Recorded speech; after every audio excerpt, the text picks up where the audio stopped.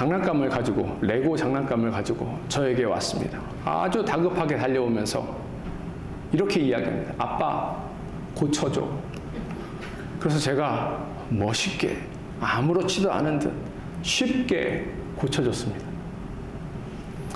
우리 삶에 보면 어려움이 가끔 찾아올 때가 있어요.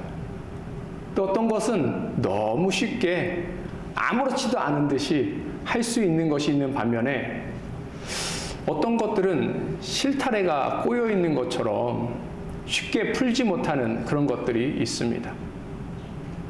또 어떤 것들은 너무 힘들고 괴로워서 우리가 도저히 정신을 차릴 수 없는 그러한 것들도 가끔 우리 삶에 찾아오기도 합니다. 그런데 그런 문제들 앞에서 우리가 어떤 마음으로 서 있는가, 이것이 굉장히 중요합니다. 그런데 애석하게도 이러한 어려움들, 아픔들 앞에 우리가 서게 되다 보면 가끔씩 우리는 좌절합니다. 그리고 해결되지 않는 이 문제를 보며 낙심이 찾아올 때도 있고요. 또 이 어려움들이 우리의 잘못으로 찾아온 것은 아닌가라는 자책감에 후회하기도 합니다. 그런데 이런 문제들이 우리가 이러한 감정을 가지고 있다고 해결되는 것은 결코 아니지요. 그런데 이 문제를 안고 사는 것도 사실은 어렵습니다. 그래서 이 모든 것들을 우리가 회복하고 풀어야 하는데 어떻게 이것들을 해결할 수 있을까요? 혹은 누가 이 문제를 해결해 줄 수 있을까요? 우리 믿는 성도들은 이러한 질문을 하면 기계적으로 이렇게 대답합니다. 우리 하나님께서 해결하십니다. 우리 주님께서 해결해 주십니다. 정말 그러한가요? 여러분들 삶의 어려움들, 아픔들 진짜로 우리 하나님께서, 우리 주님께서 해결해 주십니까? 아멘. 해결해 주시는 부분도 있고 아직 해결해 주시지 않은 부분도 있고, 그렇죠. 이게 실제라는 거예요. 근데 오늘 본문에 보니까 본문에 예수님의 3대 사역이 나옵니다. 우리가 성경 공부 시간에 많이 배웠어요. 예수님 이 땅에서 어떤 사역 하셨는가? 가르치시고 전파하시고 고치셨다. Teaching, Preaching, Healing, 이 주님께서 하신 3대 사역이다라고 이야기하고 있습니다. 그런데 이것을 우리가 이야기하면서 오해하는 부분도 있는데 무엇인가 하면 이 세 개가 각각 독립적으로 예수님께서 사역하신 것이다 라고 생각하는데 사실은 그렇지 않습니다. 오늘 본문에서 이 세 가지를 한꺼번에 놓은 이유는 사실은 이 세 가지가 서로 연결되어서 서로를 보완하고 있는 사역이다라는 것을 보여주기 위해서 오늘 그렇게 한 거예요. 이 3대 사역의 중심은 무엇인가 하면 결국 하나님 나라가 이 땅 가운데 임하셨다. 그리고 임하신 하나님의 나라로 인해서 우리 삶이 변화된다는 거예요. 하나님께서 우리 삶의 통치자가 되셔서 우리 삶의 변화를 이끄시고 또 매일매일 하나님 나라를 누리며 산다는 것을 보여주기 위해서 이 3대 사역을 예수님께서 하신 것입니다. 그 중에서 오늘 우리는 치유 사역, 이 부분에 조금 집중하며 나아갔으면 좋겠습니다. 이 치유 사역은 하나님의 나라랑 어떻게 연결되어 있는가 하면 이 앞에 가르치신 것, 전파하신 것은 하나님 나라를 선포하신 것이죠.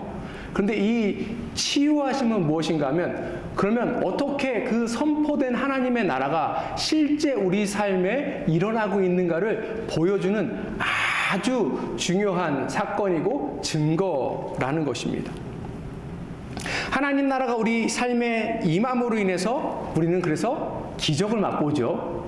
그리고 우리 삶이 회복되기도 하고 변화된 우리 삶으로 인해서 기쁨이 우리 가운데 가득 넘치게 되기 때문에 그렇습니다. 그렇다면 이 시간 어떻게 우리 삶이 회복될 수 있을지 함께 살펴보기를 원합니다. 첫 번째, 우리 삶은 예수님께서 찾아오실 때 회복됩니다. 23절 보도록 하겠습니다. 예수께서 온 갈릴리에 두루 다니사 그들의 회당에서 가르치시며 천국 복음을 전파하시며 백성 중에 모든 병과 모든 약한 것을 고치시니. 여기에 예수님의 능력이 나타나는 그 파트가 어디냐면 치유 사건이라는 거예요. 예수님께서 모든 병든 자들, 아픈 자들을 치유하실 능력이 있다라고 여기 이야기하시는데, 여기 치유라는 것이 성경이 나오는데 우리가 치유를 보면 또 오해하는 부분이 있어요. 무엇인가 하면 아픈 사람들에게만 해당되는 그러한 이야기다라고 생각하는 거예요. 지금 여러분들 치유의 능력이 필요하십니까? 좀 아프시고 그러니까 그렇게 얘기하는 거죠. 근데 건강한 사람은, 청년들은 이 말씀이 크게 와닿지 않아요. 왜냐하면 몸이 건강하고 아프지 않기 때문에 그렇습니다. 그런데 이것이 단순한 그런 질병만 이야기하는 것인가? 아니에요. 24절 보도록 하겠습니다. 그의 소문이 온 수리아에 퍼진지라 사람들이 모든 앓는 자 곧 각종 병에 걸려서 고통당하는 자, 귀신 들린 자, 간질하는 자, 중풍병자를 데려오니 그들을 고치시더라. 물론 우리가 지금 이야기하는 그런 질병에 대해서도 이야기하고 있지만 오늘 이 아픈 자들 안에는 영적으로, 정서적으로, 심리적으로 고통당하는 사람도 있다라는 거예요. 여기 특별히 귀신 들린 자에 대해서 우리가 살펴보기를 원하는데요. 무슨 귀신이 안에 임해서 막 내 자아가 있고 또 귀신의 퍼스널리티가 있고 그래서 어쩔 때는 귀신이 나타나고 어떨 때는 사람이 나타나고 그런 걸 이야기하는 것이 아니라 이거는 마귀의 영향력 아래에 있는 사람들을 이야기하는 것입니다. 쉽게 이야기해서 우리 안에 있는 중독들 있잖아요. 중독은 우리가 사탄이나 이 마귀의 영향으로 인해서 우리가 겪게 되는 어려움 중에 하나죠. 물론 다르게 해석하고 바라보는 사람도 있지만 그렇다는 거예요. 일단 우리 삶에 마귀의 영향으로 인해서, 사탄의 영향으로 인해서 괴롭고 힘들고 어려운 그런 부분들까지도 주님께서 다 해결해 주신다라는 것을 지금 오늘 본문이 우리에게 이야기하고 있습니다. 그렇다면 오늘 이 본문을 바라볼 때 우리는 정말 예수님의 이 치유의 사역이 꼭 더 필요하다라는 것을 알 수 있겠죠. 왜요? 우리 삶에 여전히 아픔과 고통이 있기 때문에 그런 것입니다. 그런데 이 모든 것들을 누가 해결해 줄 수 있다라고요? 우리 예수님께서 해결해 주실 수 있습니다. 왜냐하면 예수님께서 하나님이시기 때문에 이 모든 것들을 해결해 주실 수 있는 거예요. 누가복음 7장 22절 보도록 하겠습니다. 예수께서 대답하여 이르시되 너희가 가서 보고 들은 것을 요한에게 알리되 맹인이 보며 못 걷는 사람이 걸으며 나병 환자가 깨끗함을 받으며 귀먹은 사람이 들으며 죽은 자가 살아나며 가난한 자에게 복음이 전파된다 하라. 이건 무슨 내용이냐면 침례 요한이 예수님에게 메시아다라고 선포했죠. 근데 침례 요한이 계속해서 예수님을 지켜봤는데 예수님이 정말 메시아인지 아닌지 의문점이 생기기 시작한 것입니다. 그래서 침례 요한이 자신의 제자들을 예수님께 보내서 예수님이 정말 메시아이십니까? 라고 질문하라고 했어요. 그래서 이 제자들이 예수님께 당신이 정말 메시아이십니까? 라고 질문한 거예요. 그것에 대한 예수님의 대답입니다. 왜 예수님은 이와 같이 이야기하셨는가? 결국 이렇게 회복시키실 수 있는 능력이 예수님께 있다라는 것이 첫 번째이고, 두 번째는 무엇인가 하면 구약 성경에 메시아가 어떤 역할을 할 것인가에 대해서 이야기하고 있는데 지금 그것을 이야기하고 있는 거예요. 이사야서 29장 18절 보겠습니다. 그날에 못 듣는 사람이 책의 말을 들을 것이며 어둡고 캄캄한 데서 맹인의 눈이 볼 것이며, 이사야서에서 메시아에 대해서 예언한 부분입니다. 이미 침례 요한과 이스라엘 사람들은 이 구약의 내용을 알고 있고 이 메시아를 기다리고 있기 때문에 예수님의 모습이 이 메시아의 모습과 같다, 그러니 예수님을 의심할 필요가 없다라는 것을 지금 증명해 보이고 있는 것입니다. 정말 예수님께서 그와 같은 능력이 있으신가? 23절 다시 한번 보도록 하겠습니다. 예수께서 온 갈릴리에 두루다니사 그들의 회당에서 가르치시며 천국 복음을 전파하시며 백성 중에 모든 병과 모든 약한 것을 고치시니. 예수님께서 여기서 고치시는 것 중에 병 앞에 뭐가 있어요? 모든이라는 단어가 있습니다. 약한 것 앞에 뭐가 있어요? 모든이라는 게 있습니다. 모든이 2번 나와요. 성경에서 동일한 단어가 2번 나온다라는 의미는 강조죠. 예수님 안에 못 고칠 게 없다는 거예요. 예수님이 못하실 그런 것들이 아무것도 없다라고 지금 이야기하시는 것입니다. 우리 주변에 명의가 있다라는 소문을 듣습니다. 어디가 아프면 그런 사람을 찾아가죠. 수술할 때 그 전문의를 찾아갑니다.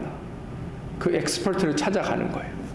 그런데 그런 명의가 몇 %나 우리의 것을 고쳐줄 수 있을까요? 그런 명의가 우리 몸을 100% 다 고쳐줍니까? 그것은 아니에요. 그런데 우리 주님은 100% 그 모든 것들을 다 해결해 줄 수 있는 능력이 있으시다라고 지금 성경이 증언하고 있습니다. 그러니 우리 모든 사람들이 주님 앞에 달려가야 할 것입니다. 왜냐하면 이 메시아가 우리의 삶을 회복시키실 그만큼의 능력이 있으시고 또 이 메시아가 우리의 삶을 변화시키실 것이기 때문에 그렇습니다. 근데 특별히 더 감사한 부분이 있어요. 무엇인가? 이 23절 첫 부분에 뭐라고 나오냐면 예수님께서 온 갈릴리에 어떻게 하신대요? 두루 다니사. 이 두루 다니사라는 그 원어의 뉘앙스는 뭐냐면 이건 진행형입니다. 계속해서 예수님께서 온 갈릴리를 다니시면서 마을을 방문하시면서 한 사람 한 사람을 만나고 계신다라고 이야기하고 있어요. 우리는 어떤 능력 있는 사람을 만나려면 미리 예약해야 되죠. 하다못해 머리를 커트하려고 해도 며칠 전에 예약하지 않으면 못하지 않습니까? 그런데 이 메시아이신 예수님을 우리가 어떻게 만날 수 있다는 거예요? 미리 예약해서요? 아니죠. 어디 간다는 첩보를 듣고 거기 가서요? 아닙니다. 예수님께서 직접 찾아오신다는 거예요. 이것이 우리 삶의 감사한 내용 중에 하나 아닙니까? 우리가 잘나서 예수님 믿은 것 같지만 그래요? 아니죠. 예수님께서 우리 인생에 찾아오셨기 때문에 우리가 주님을 만나고 구원을 얻은 것처럼 이 시간도 주님께서 우리 인생 가운데 녹화하고 계십니다. 왜냐하면 우리 삶에 변화가 필요하고 회복이 필요하기 때문에 그래요. 요한계시록 3장 20절 보도록 하겠습니다. 볼지어다 내가 문 밖에 서서 두드리노니 누구든지 내 음성을 듣고 문을 열면 내가 그에게로 들어가 그와 더불어 먹고 그는 나와 더불어 먹으리라. 예수님께서 우리의 삶에 녹화하고 계시는 중이에요. 혹 우리 삶에 아직까지 회복되지 않는 문제들, 아픔들, 어려움이 있다면 이 시간 녹화하시는 주님의 그 음성을 듣고 우리의 마음의 문을 활짝 열었으면 좋겠습니다. 주님이 우리 인생에 찾아오셔야, 주님이 우리의 마음속에 찾아오셔야 우리 안에 해결되지 않은 그 어떤 문제들, 아픔들, 고통들이 해결될 수 있다라는 사실을 다시 한번 이 시간 가운데 깨닫고 선포하며 나아갔으면 좋겠습니다. 꼭 이 주님으로 인해서 우리 삶이 변화됐으면 좋겠습니다. 두 번째, 우리의 삶은 예수님을 온전히 믿을 때 회복됩니다.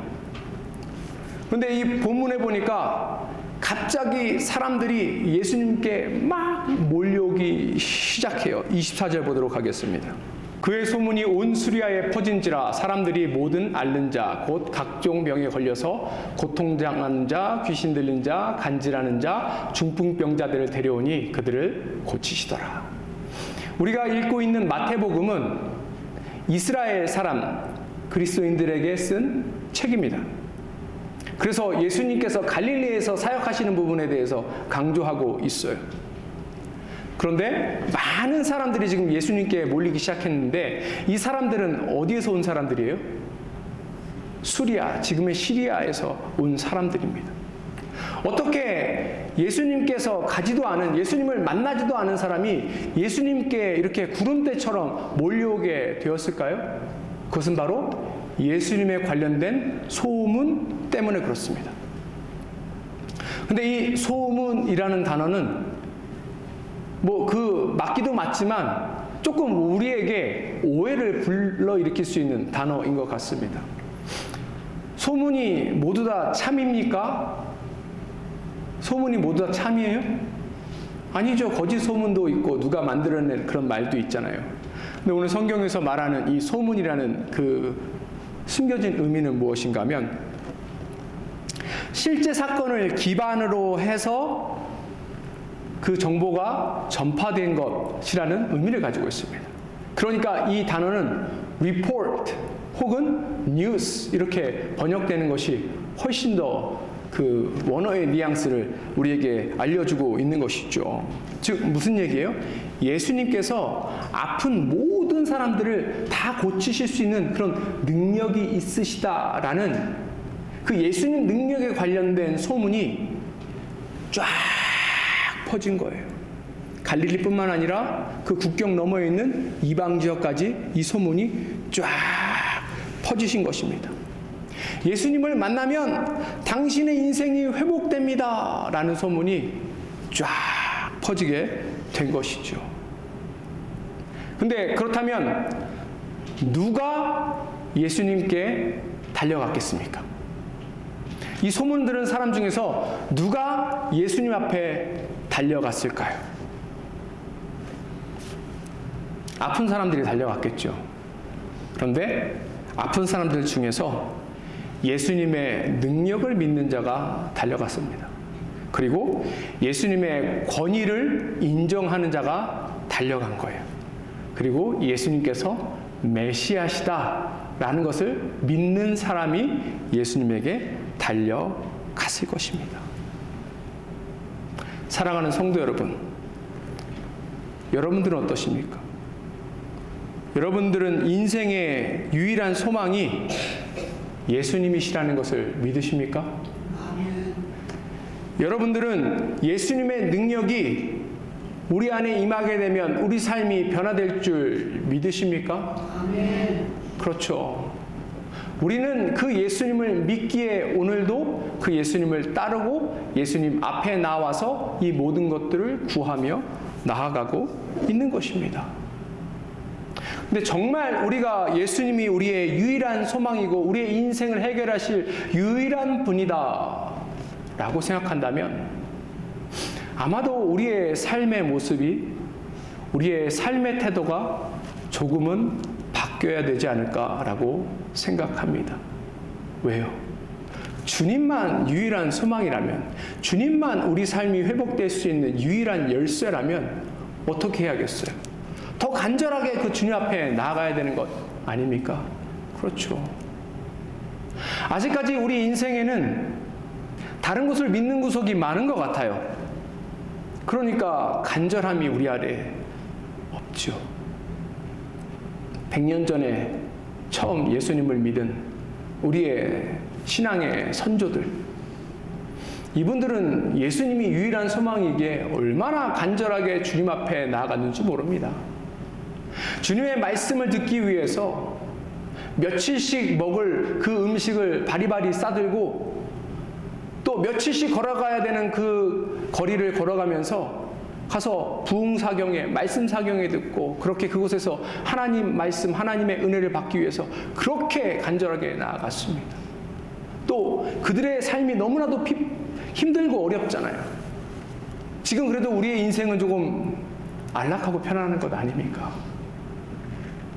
여기 보시면은 6.25도 겪으시고 모든 어려움들 아픔도 다 겪으시고 지금까지 이렇게 계신 그런 성도님도 계시는데 그때와 지금이랑 비교하면 우리는 넉넉한 삶을 살고 있잖아요.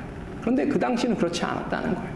그러니 우리의 믿음의 그 조상 선조들은 간절하게 기도하고 간절하게 주님을 매달리고 그렇게 나아갔던 거예요. 그러니까 그때는 하나님의 능력이, 하나님의 역사하심이 그들의 삶에 훨씬 더 우리보다 많이 나타난 것은 너무나도 당연한 거예요. 한번 우리의 삶을 다시 한번 되돌아봤으면 좋겠어요.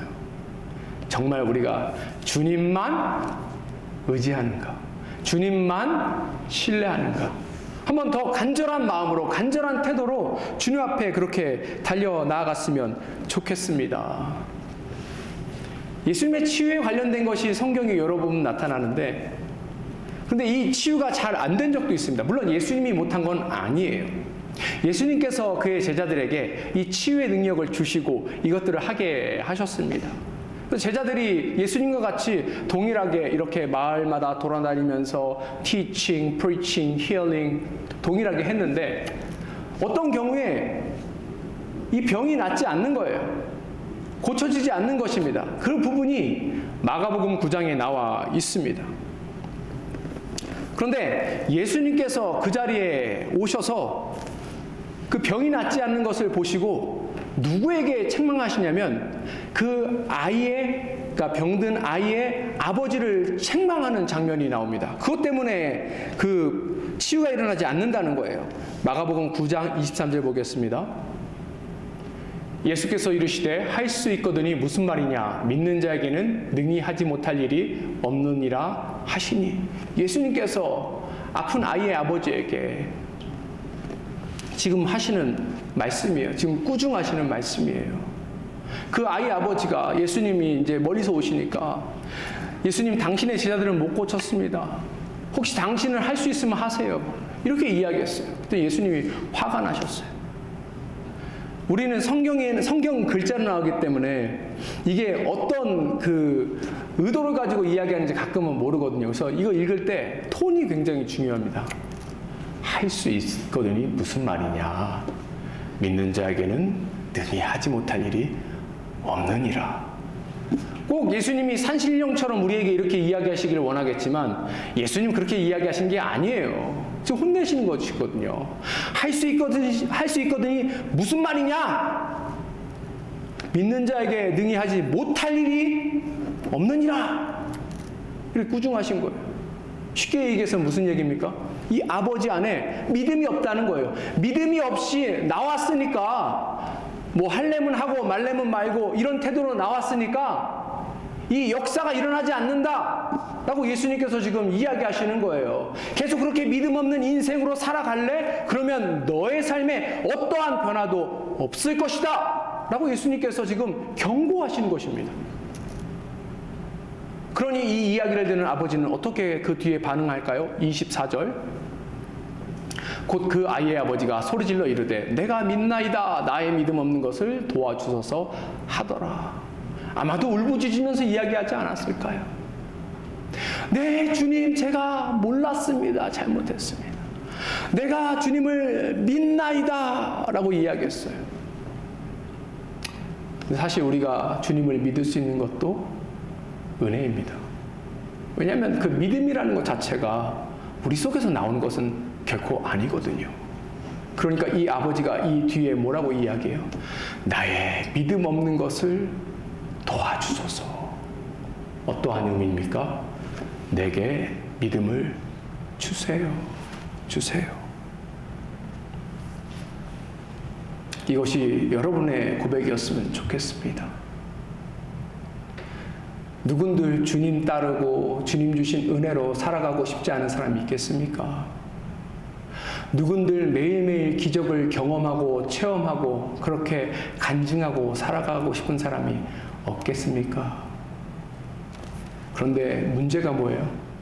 우리의 마음은 원이로되 육신이 연약한 것이죠. 무슨 얘기인가 하면 우리는 그런 믿음으로 살아가고 싶지만 우리 안엔 그런 믿음이 없다라는 거예요. 그래서 우리가 주님께서 우리의 유일한 소망이시다 라고 고백함에도 불구하고 정작 중요하고 정작 주님 앞에 매달리며 나아갈 때 우리가 그런 일을 하지 못한다는 거예요. 사랑하는 성도 여러분, 이 시간 가운데 그러한 믿음을 우리에게 달라고 그렇게 고백하며 나아갔으면 좋겠습니다. 예수님께만 우리의 삶을 올인했으면 좋겠어요. 우리 예수님 의지하며 나아갑니다. 예수님 믿음 주세요. 우리가 주님만 붙들고 살겠습니다. 라고 이야기했으면 좋겠어요. 그것이 아니면 주님 앞에 땡깡도 부렸으면 좋겠습니다. 그거 다 할 수 있는 거예요. 다 그래도 돼요. 왜 그럴까요? 마태복음 9장 35절 보겠습니다. 예수께서 모든 도시와 마을에 두루다니사 그들의 회당에서 가르치시며 천국 복음을 전파하시며 모든 병과 모든 약한 것을 고치시니라. 이 말씀은 오늘 우리가 읽은 마태복음 4장 23절과 동일한 말씀이죠. 그런데 예수님께서 이 이야기를 하시고 또 예수님께서 이와 같이 하신 그 마음의 동기가 있으시는 것입니다. 그 동기를 여기 마태복음 9장 36절에서는 우리에게 설명해 주고 있어요. 무리를 보시고 불쌍히 여기시니 이는 그들이 목자 없는 양같이 고생하며 기진함이리라. 왜 우리에게 이와 같은 은혜를 주신다고요? 우리를 불쌍히 여기시는 거예요. 우리 주님께서 우리의 인생을 불쌍히 여기십니다. 그래, 네가 믿음을 갖고 이만큼 왔지. 더 믿음 가운데 나가려고 하는데 자꾸 넘어지고 실수하지. 괜찮아. 내 이 모든 것들을 다 이해한다 말씀하십니다.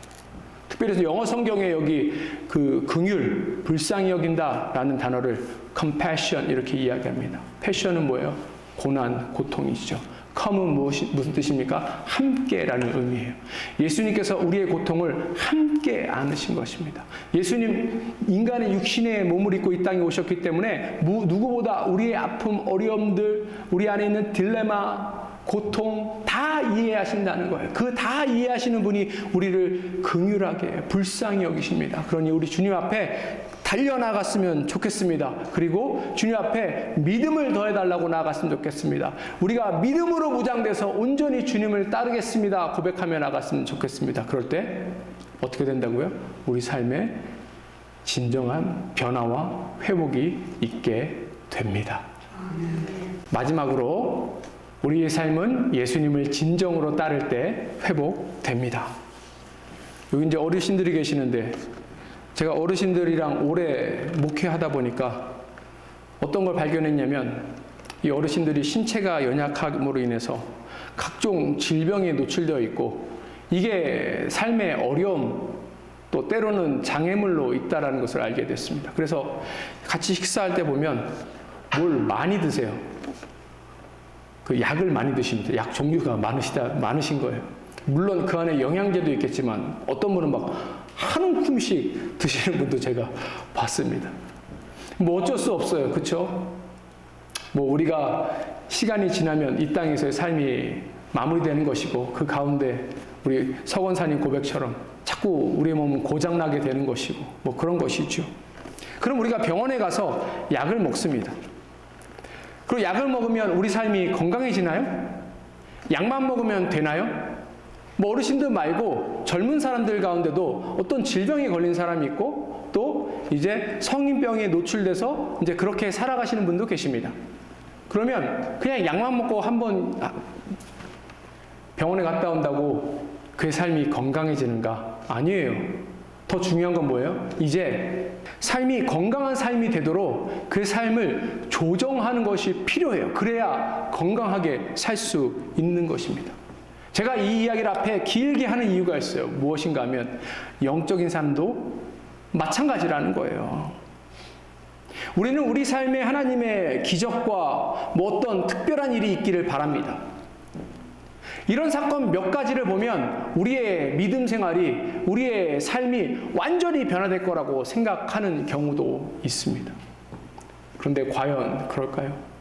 우리 삶에 몇 번 찾아온 그러한 기적과 같은 그 하나님의 은혜 때문에 우리 삶이 송두리째 바뀌어서 예수님만 온전히 따르는 삶을 우리는 삽니까? 아니에요. 제가 목회하면서 특별히 하나님의 기적과 같은 체험을 많이 경험한 사람을 봤는데 그 사람이 믿음이 더 좋아지지 않는 경우도 있다라는 것이죠.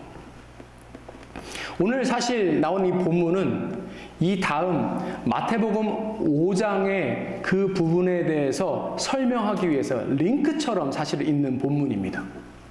마태복음 5장부터는 우리가 잘 알고 있는 굉장히 중요한 본문이에요. 바로 산상수훈입니다. 산상수훈에 보면 예수님께서 많은 무리들 앞에 말씀을 전하시는 것을 볼 수 있습니다. 이게 이제 예수님의 3대 사역 가운데 하나 있는 거예요. 그런데 그 수많은 무리가 어디서 왔을까요? 그 수많은 무리가 어디서부터 와서 예수님의 말씀을 들었을까요? 누가 제자 중에 한 명이 I love 라스베가스에다가 올립니까? 몇 월 며칠에 예수님 특별 집회가 있습니다. 모이세요. 아니면 신문 광고에다 이것을 실었습니까? 아니에요. 그렇다면 이 사람들 어디서 왔을까요? 12명의 제자들이 마을마다 가면서 다 불러 모았을까요? 뭐 그랬을 수도 있지만, 그렇다고 이 수많은 사람들을 갑자기 한 곳에 불러 모을 수 없는 것입니다. 이 사람들이 어디서 왔는가? 25절 보도록 하겠습니다. 갈릴리와 데가볼리와 예루살렘과 유대와 요단강 건너편에서 수많은 무리가 따르니라. 근데 이 앞에는 무슨 이야기가 있어요? 예수님의 치유의 능력을 경험한 사람들이 나타나죠. 즉, 이 수많은 사람들이 예수님 앞에 몰려든 이유는 이들이 예수님으로 인해서 삶의 변화를 경험한 사람들이다라는 것을 알 수 있는 것입니다. 단순히 한 번 하나님의 기적을 체험했다고 하나님을 알고 하나님을 따르는 삶을 살 수 없다는 거예요. 하나님의 능력과 하나님의 기적과 하나님의 그 모든 것들을 경험한 사람은 그 이후의 삶, 이게 더 중요하다는 것입니다. 그 전에 살았던 그런 삶의 태도와 패턴이 아니라 새로운 삶의 모습으로 살아갈 때에, 그때야 비로소 예수님의 제자로서 온전한 하나님 나라를 경험하면서 그렇게 살아갈 수 있다, 회복된 인생을 누리며 기쁨으로 살아갈 수 있다라는 것을 지금 이 성경이 우리에게 가르쳐 주고 있는 것입니다. 오늘 예수님께 나온 이 수많은 사람들은 한번 예수님의 은혜만 경험한 것이 아니라, 거기서 멈춘 것이 아니라 그들의 진정한 삶의 변화를 위해서 주님 앞에 달려갔던 사람들입니다. 그런데 예수님의 기적을 체험하고도 예수님 앞에 안 나오는 사람들도 있지요. 이런 사람들에게 예수님께서는 이와 같이 경고하십니다. 마태복음 12장 43절부터 45절입니다. 더러운 귀신이 사람에게서 나갔을 때 물 없는 곳으로 다니며 쉬기를 구하되 쉴 곳을 얻지 못하고, 이에 이르되 내가 나온 내 집으로 돌아가리라 하고 와보니 그 집이 비고 청소되고 수리되었거늘, 이에 가서 저보다 악한 귀신 7을 데리고 들어가서 거하니 그 사람의 나중 형편이 전보다 더욱 심하게 되느니라. 이 악한 세대가 또한 이렇게 되리라. 무슨 얘기인가 하면 예수님의 능력을 경험했던 사람이 그의 삶이 변화되지 않음으로 인해서 그보다 훨씬 더 어려움을 겪는다라는 것을 이야기하고 있어요. 아까 말씀드린 것처럼 특별히 귀신이 어떤 사람들 안에 와서 그 인격을 변화시키고 막 어려움을 주고 그것뿐만이 아니라 사탄의 그 영향력 아래서 어려움과 괴로움을 겪던 사람에 대해서 이야기하고 있는 것입니다.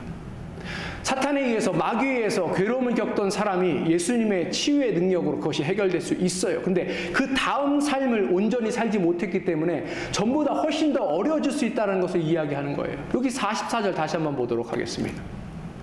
여기 보면 중요한 게 있어요. 뭐냐면 그 집이 비고 청소되고 수리되었다는 것입니다. 이게 좋은 것 아니에요? 이게 좋은 것 아니에요?